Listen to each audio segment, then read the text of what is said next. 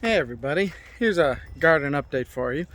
As you know, here the last couple days in North Texas we had snow and ice that shut the city down for a good 2 days.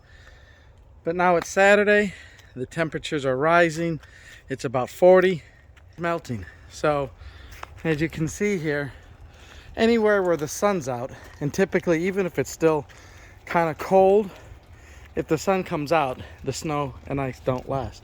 So anywhere where you see the sun hitting it, it's melting. Where it's still shady, it's still icy in that. But how did things survive? Well, the transplanted fruit trees hopefully survived. It got below freezing, and so the biggest worry, of course, is, do the more delicate fig trees survive? These tips and stuff like that. Does that freeze? But it looks like it's okay.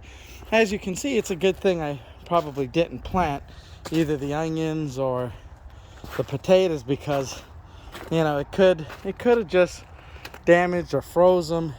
You never know, so precautionary.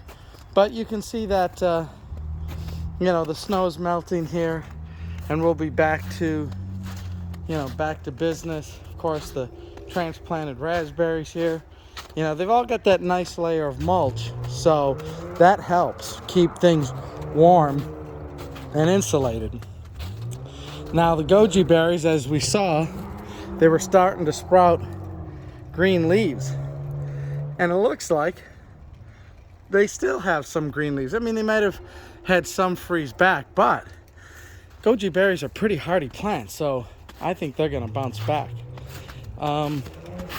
Everything else is tolerant to cold. The blackberries and whatnot, as you can see here from the garden.